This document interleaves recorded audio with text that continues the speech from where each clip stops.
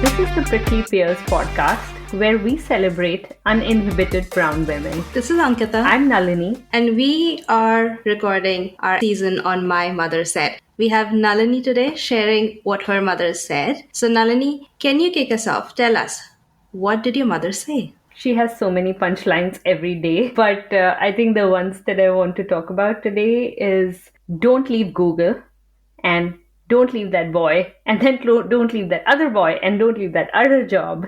Basically, everything about stability and maintaining status quo. That's what my mother has always been saying for a long time. Doesn't sound something very unique, but before we delve to what she said and the impact of everything else, can you help paint the picture of what your mother is like? Tell us a little bit more. She's your typical army wife in many ways and atypical in a lot of ways. She grew up in the state of Bihar in India, which was very tumultuous when she was growing up. Her childhood was just like our childhood, like moving from place to place because my grandfather was in the police. So she did not stay in any place for more than 1 or 2 years. And then she got married to someone who was also in a similar job, even more intense. Like she wasn't just moving different cities in a state, but she was moving all over the country every year and a half or two. So she did not have much stability while growing up in that sense. And she grew up in a household of 5 children. She was the second child out of 5 children.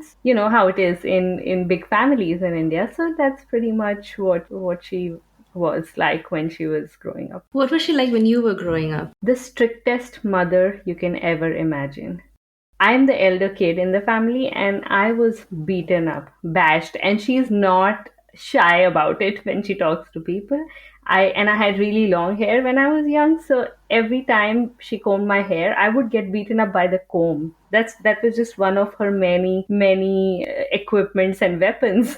Like I was very much into guns and like these kind of childhood toys, and she would throw those things at me to first, like it was a two-level attack, right? Like she would throw things at me to hit me and to break those things. So it was, but I mean she was doing the best she could. My dad was in the infantry. He was not around for a long time, and she was handling 2 children while herself being in the 20s. Probably explains why she was this stressed. My experience is very different. Like growing up, again, dad was away a lot of times. But my mom, whenever she used to come to hit me, I used to like literally run around the table trying to avoid her, and she would chase me. And then after a while, she'd be like, okay, this is the most stupid thing I've ever done. Literally, imagine trying to hit a child and the child's running, and then you're like, okay, now I need to run behind the kid to be able to hit her. And then she'd be like, forget it. So I think I got away from a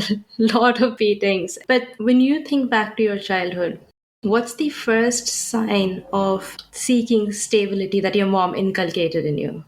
Having a stable set of friends. I think that's you know me, like how I'm, I get bored very easily and I need variety, and I need I need very many different people in my life. I always needed that to play different roles in my life. Like I would have a study friend, but I would still have a sports friend, and I would have a friend that I would play dolls with, and they would not be the same people ever.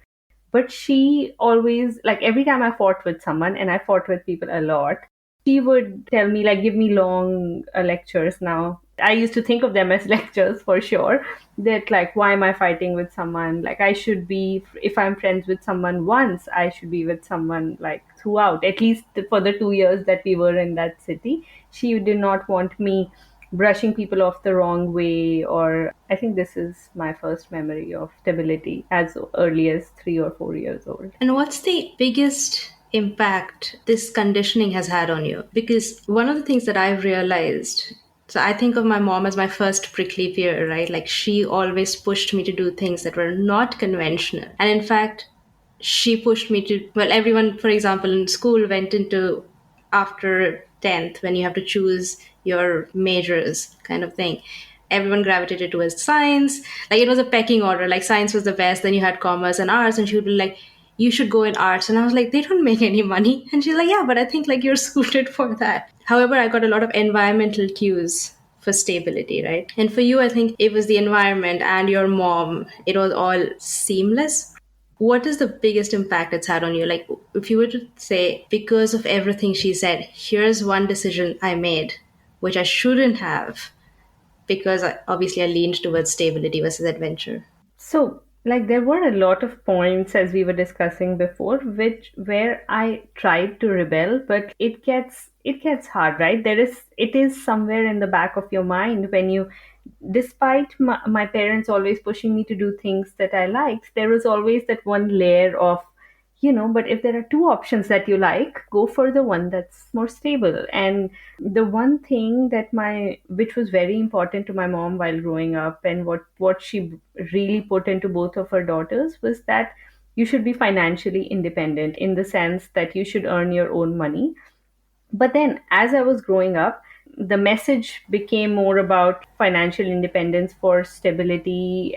But then, when we were finally, like, at least I was in a job, and when I wanted to quit my job to do an MBA, she and I was working at Google.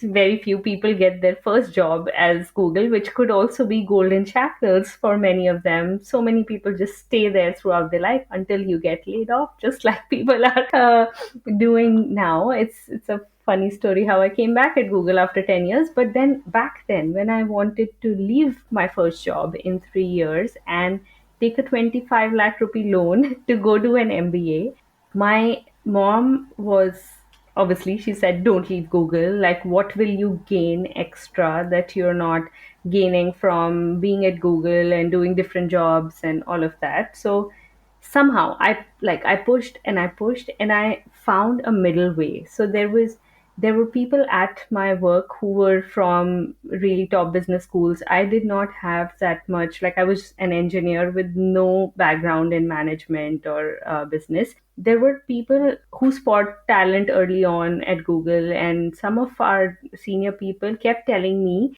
that I should go to the US for my MBA. I should go to Harvard, and they would write me a recommendation. They can get Sundar to write it. Sundar was not this senior 15 years back. So, like, they would get For context, that's Sundar Sundar Pichai, Pichai not 15 years back, and Manu Gupta, like the people that we used to work with, like, few levels up. So they said that they would get these people to write me a recommendation and I can apply to Harvard. But of course, because Harvard was like way more expensive than the Indian business school I got through, which was ISB. yeah. I went to ISB. That was one thing where, oh, stability, you will be in India. You can still, like, at that point, we had never thought about me moving out of India. So I chose, the first point was, maybe my trajectory could have been really different, but I chose the comfortable option at that, even though it was uncomfortable in its own way. Like, I was quitting a high paying job and losing, like, lots of money and shares, unvested shares, to go do my MBA. But I did not do the more expensive top MBA. I did an Indian MBA, which seemed like I had to convince my parents that I can always come back to Google if I go to ISB. Like, my manager, I literally made my manager speak to my parents to casually to say, like, yeah, she's always welcome. And that's when they were convinced, okay, fine, I can leave Google. And then I took a loan. That was the first time. Should I tell the other story about? Yes, but I'm also surprised. And it's not just you, it's me too. Like the lens we go to make our parents feel comfortable about the decisions we are going to make that impact our life. But yeah, go on. Share your second story. I think, by the way, what you said, that's what makes me a salesperson. At the end of the day, I think I learned sales from convincing my parents to do things I wanted to do. So it's just such an Indian thing, I feel, or like such a South Asian thing to do. But okay, so cut to my story where I finally got to do what I really wanted. I was in a business school and I was preparing all year. So when I was at Google, I would see these fancy product managers launch, and Sundar Pichai was a product manager at that point also. He was the PM for Chrome, and I once saw him and a bunch of other PMs launch products on a stage where I was just part of the event, and they would show us product demos, which became my dream. Like, I love being on stage. So this part about being technical, being on stage, doing products, it really drove me towards the MBA. And then once I was in the MBA, I spent all year joining the technology club, like talking to all possible alumni that would come that were PMs. And it was really intense. My need to become a PM when everyone else wanted to become either a banker or a consultant in ISB. I really wanted to become a PM. I applied to all PM jobs and one other job. At the end, when day one placements were happening, I was in final rounds of many PM jobs. There was a PM job at Microsoft, and there was a sales job at Microsoft, and many other PM jobs in other companies. They decided that I should go ahead with the sales profile for the interviews. They didn't even let me interview for the PM job at Microsoft and the rest of them. At the end of all of this, I had two jobs. And it's, you've been to business school, you know how stressful it is, right? On the at 11 p.m. or something in the night, when you have your offers, you need to decide within that hour which one you're going to take. And my other offer was this product manager job at Practo. No one really had heard of Practo back then. And Shashank, the founder, was interviewing, and he really wanted me. They really thought I fit the bill. And then there was Microsoft. The big fancy executives came and left, and like they gave me an offer. Practo was the higher paying job. Actually, no, it was lower, but then they wanted to match my Microsoft offer. So my Microsoft offer was something, they wanted to match it. They really wanted me. They were standing outside the room that I had to go and sign. I said, "Give me a minute, I will just call my parents." I took 2 minutes. It took 2 minutes for my parents to convince me to join a stable company rather than a startup that I hadn't heard of. And I mean, like, I went into sales and things happened, but if I look back today, my dream, and I keep working on all these side projects, and my dream is to build a product still. This is the one time I gave in. Are you a product manager now? No, Is it still your dream to be one? not a product manager anymore. Like, I've realized that I'm really good at business, which I won't have realized according to my parents if I had become a product manager. So I love business. I love what I do, but I want to be, the thing that attracted me about PM back then was to be the CEO of your own product. And then, like, when I obviously experienced more, I realized that you can be CEO in many different ways. So my dream was, I guess, to always be a CEO, which I will figure out how to get to. But yeah, like, my passion is still building products, which I try to, like, let out in many different ways. So let's rewind to when you were applying for roles in ISV. What led you to apply for the Microsoft role? It was a leadership. They, like, packaged it as a sales and marketing leadership program where you would do different things in a year. And how I told you I love variety. So, like, this seemed like a good opportunity. You do 4 roles in 2 years.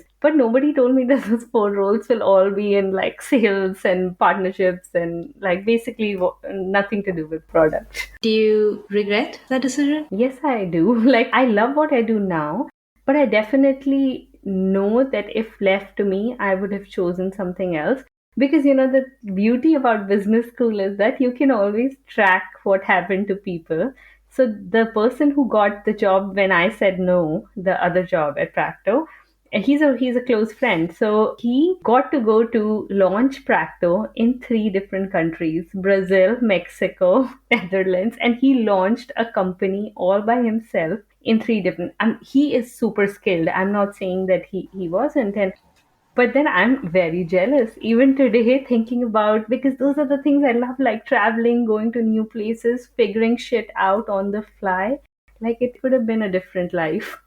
This decision, how many years ago did you make this? This was in 2015, so like 8 years ago. Between 2015 to now, did you ever use this as a quote to your mom saying, because of you, this happened. Now I'm not going to choose stability, but experiment? No, I don't think we've talked about this at all.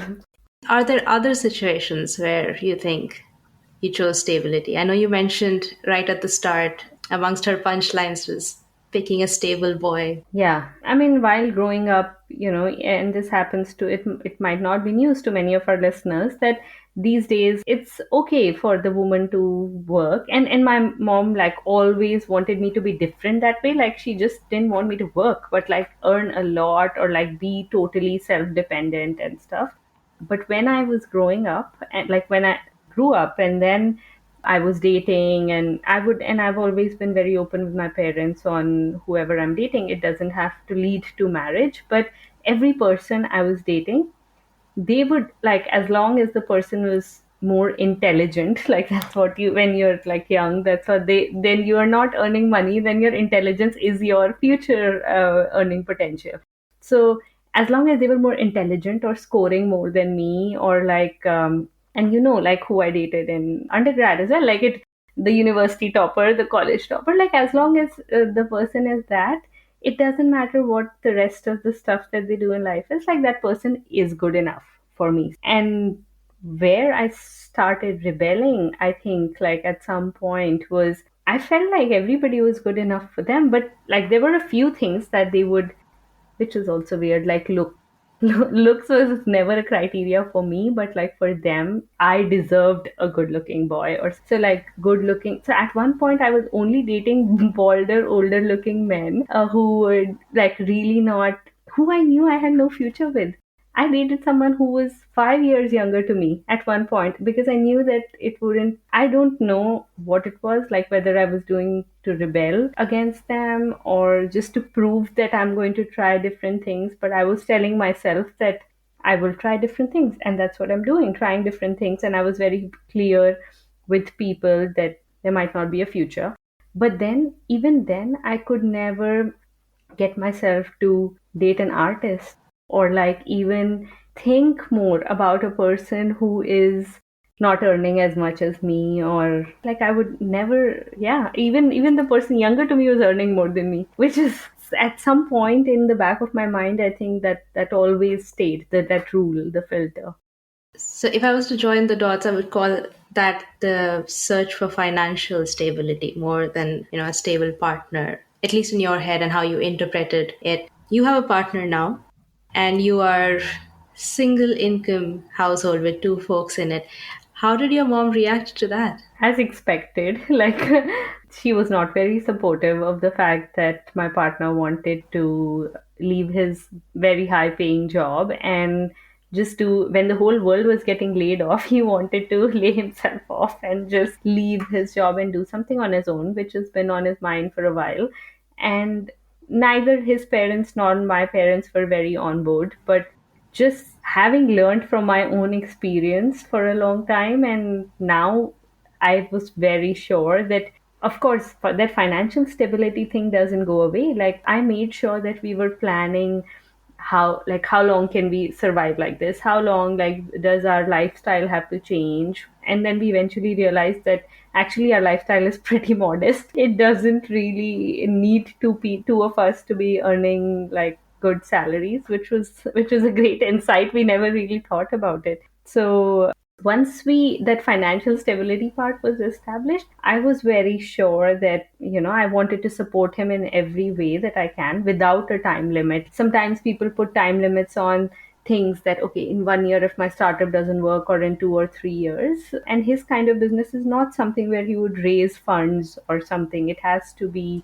bootstrapped throughout. So we were very clear. And again, me being the salesperson of the two of us, I convinced his parents and my parents by laying out a whole plan of what we would do. And I don't know if they're still on board, but I made sure that we don't do the same mistakes that I've done again. So hopefully trying to change things around now. That's the perfect rebellion. You relook at your own conditioning and then like you didn't let it stop supporting someone else's dreams. And a lot of it resonates with me because I cannot imagine not being financially stable myself. Like I would panic. I don't think I would have the courage to, like, unless I knew everything was fine. Like, I don't think I'm going to leave my organization without a backup plan. So, Nalini, if we had to give our listeners one big takeaway based on everything that you've learned through your experience and what your mom said and your acts of rebellion, what would you want to share? Something that people can learn from my mistakes. Like, don't care.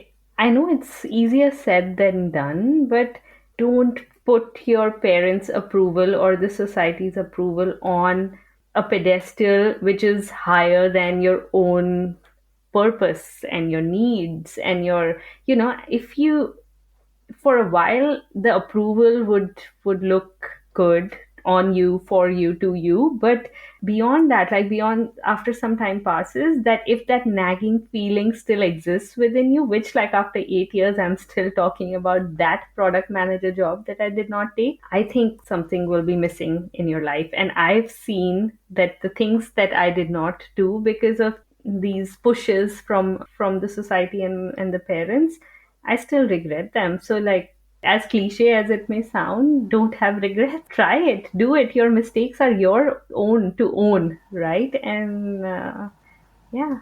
And I think when we started thinking about the episode, we were, or the season, we said, what are things that our moms said to us that we would probably not repeat to our own daughters, to someone else's daughter, or any women?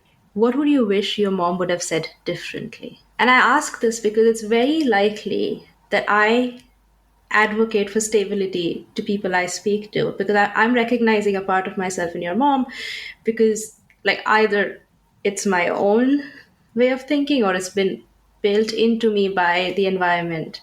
Definitely not my mom, because she's always asking me to quit my job. Like I'm thinking about myself and I'm saying, what would I say differently, or what would the person I'm saying it to want me to say instead? I mean, it's almost next to impossible that someone would say this, but I'm still going to put out the dream out there. How they teach you in MBA, hedge your bets, right?